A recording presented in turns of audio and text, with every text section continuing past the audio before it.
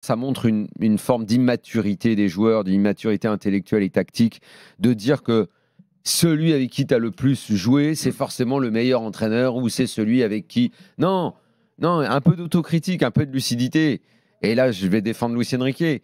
Il y a de la concurrence, il y a 2 avant-centres, les 2 n'ont pas été extraordinaires, mais il y en a un qui a été un peu meilleur que toi. C'est tout, tu as fait une saison de merde, c'est pas de la faute de Luis Enrique, et Comboiré n'est pas meilleur que Luis Enrique. Et l'entraîneur de Francfort, il est pas meilleur non plus, arrête. À toi de te battre, à toi d'être bon sur le terrain, et tu verras que comme Après, par Luis hasard... Enrique, il n'aime pas les avant-centres. Et comme par hasard, si tu joues, et s'il te fait jouer, bah, d'un coup, ça deviendra un bon entraîneur avec qui tu t'entendras bien. Non, ça c'est caprice d'enfant gâté, ça. C'est pas juste comme analyse.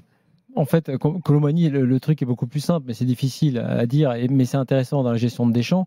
Il a atteint son plafond de verre en venant au Paris Saint-Germain, en allant sur les quarts de Ligue des Champions. Il n'a pas ce niveau-là, surtout pas dans l'axe. Il n'a pas le niveau équipe de France. En fait, il aurait jamais dû arriver à ce plafond. Oui, mais il l'éprouve. C'est dur, mais s'il était bien conseillé, par exemple, si les gens savent ce qu'il faut faire, 1, le PSG ne doit pas le recruter, et 2, lui ne doit pas venir au PSG. Pourquoi il est venu?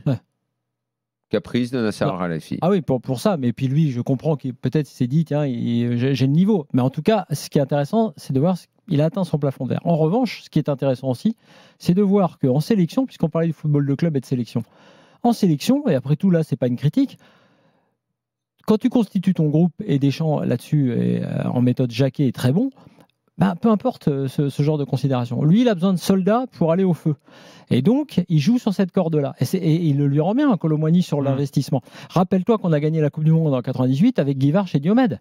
Honnêtement, moi j'aime Diodio, c'est un ami, il n'y a pas de souci. C'est pas non plus un pilier de l'équipe. Non, mais ce que je veux te dire par là, c'est que dans le groupe, tu as ces joueurs-là qui étaient des joueurs de groupe, qui étaient là dans l'équipe, qui n'allaient poser aucun problème, qui donneraient tout une fois sur le terrain. Eh ben, il est dans ce cadre-là, pas plus. Et il ne faut pas qu'il se raconte d'histoires, et que les gens autour de lui racontent des histoires. À ce niveau de compétition, dans l'axe, il n'y arrivera plus. En revanche, c'est un joueur qui devrait, pour son temps de jeu, trouver un autre club que le Paris Saint-Germain. Parce que honnêtement, ça le fera jamais. Et c'est pas, et même avec un autre coach que Luis Enrique, à mon avis, je veux dire, c'est pas une question de coach, c'est plutôt une question de niveau du joueur. En revanche, voilà, ce qui me gêne plus en équipe de France, que Deschamps lui fasse confiance et qu'il en retire quelque chose pour lui et pour le groupe. Ok. Il nous a sorti, mais Jacquet quand même. En 2024. Non, parce que pour moi, t'es fatigué, c'est la fin de saison. Non, l'affiliation, elle est évidente. Pour moi, elle est évidente. J'ai tellement vécu, j'ai l'impression de. Tu revois Jacquet en Deschamps? Ah, moi, je revois Jacquet dans la constitution du groupe. Et il est plutôt très bon. L'histoire d'N'Golo Kanté, c'est plutôt très bon. Moi là-dessus, sur la gestion, sur la constitution d'un groupe, je ne suis pas forcément en désaccord, sauf quand.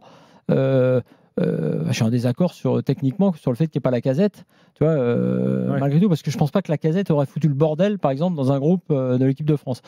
Mais en revanche, sur des joueurs comme Colomani, quand j'entends que demain, pour la demi-finale face à l'Espagne, si on me dit Dembélé parce que joueur de rupture, moi j'appelle de mes voeux Dembélé, mais si on me dit Colomani, numéro 9 de l'équipe de France, je suis un peu embêté qu'en demi-finale de l'Euro, on parte sur Colomani en numéro 9 de l'équipe de France. Je suis très embêté. Colomani était quand même à 2 doigts de devenir un héros national. C'est vrai. Qui aurait limite été absolument intouchable parce qu'il marquait un but pour le titre. Il y a parfois des destins qui se jouent à pas grand-chose et des carrières qui sont surévaluées. Clairement, c'est pas un grand attaquant, c'est pas un attaquant de classe mondiale. Ah non, mais c'est sûr que tu peux mettre un but. Et il a eu un peu, c'est marrant parce qu'il a eu aussi son 1 contre 1 contre le Portugal. Mais bon, après voilà, c'est le destin, ça. Bon, à contrario, l'autre jour, il a marqué un but qui n'était même pas cadré contre son camp. Tout le monde a dit c'est lui qui a marqué.